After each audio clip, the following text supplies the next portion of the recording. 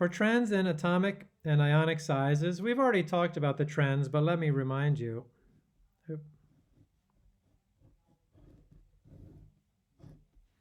If this is the periodic table, then as you go to the left and down, atomic size increases.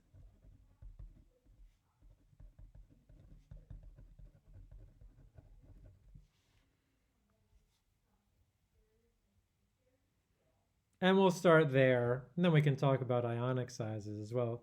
I will say this, for ions of the same charge, the ions follow this trend as well. And then we've already talked about in another video how to do isoelectronic species. And for isoelectronic species, they have the same electrons, but the one with more protons pulls the electrons closer to the nucleus. Now, let's talk about the trend going down first.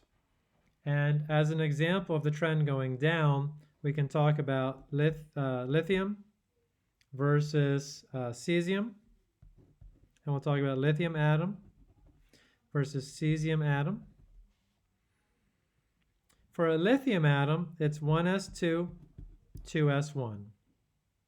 While for a cesium atom, it's a noble gas core of xenon plus 6s1. We know that for an atom in general, as you go from n equals 1 to n equals 2 to n equals 3 and on, and I will actually draw 6 of these, 4, 5, 6. So n equals 6 is much larger than n equals 2. That's why as you go down, so the largest value of n increases,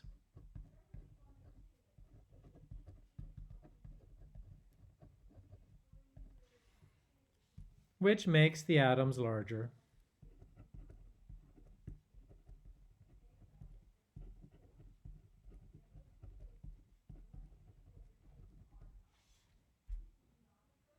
Okay, so that's the trend going down. The more complicated one, I think, is the one where size increases going to the left. For that example, we're going to take lithium and fluorine, lithium atom and fluorine atom. And again, so everything in this unit comes back to electron configurations.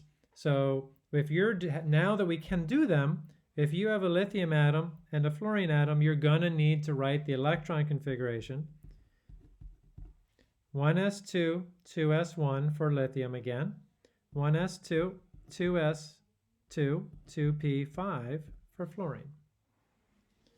And the first thing you notice, or the first thing I notice, is that the largest value of n is the same for both of these.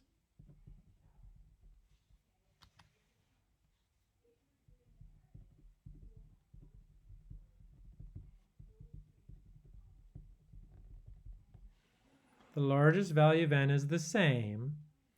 If the n values were different, we could interpret it in terms of the trend that we just talked about. But here, there's no difference.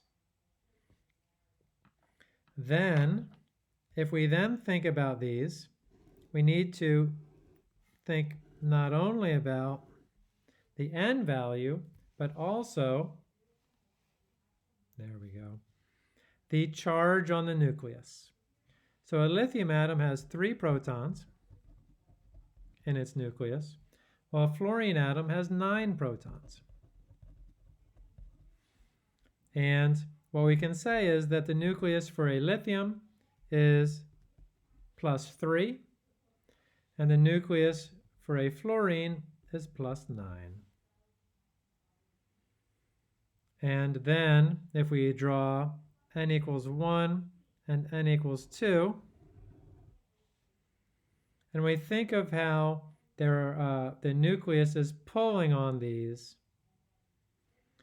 We have 3 times as much nuclear charge for fluorine, and that means for n equals 1 and n equals 2, more nuclear charge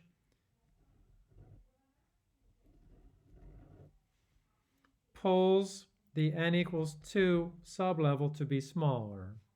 So what I'm going to write right here is higher nuclear charge results in pulling the electrons closer.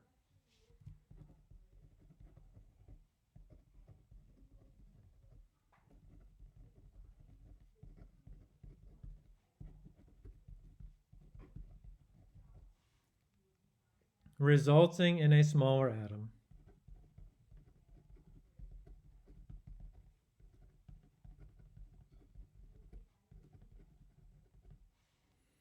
Okay. Resulting in a smaller atom. And so, even though fluorine has more protons and more electrons, the protons are what's winning here because the protons are pulling the electrons closer to the nucleus. And from the lecture outlines, if you'll remember, I actually talked about what's called effective nuclear charge.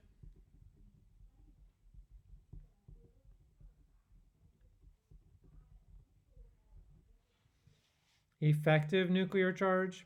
And effective nuclear charge is the number of protons minus the number of core electrons. And so for lithium, there are 3 protons and there are 2, the 1s2 core electrons, and you get an effective nuclear charge of +1. And here we have 9 protons and also 2 core electrons. The core electrons are only the 1s2 electrons. And we have an effective nuclear charge of 7 +7. No wonder fluorine is so much smaller than lithium, and that is true. Anyway, I'm happy to answer any questions about that. But that is the end of our trends in atomic sizes. And I think I ask you to write, there are different questions that ask you to write about each of these trends, depending upon which question you get.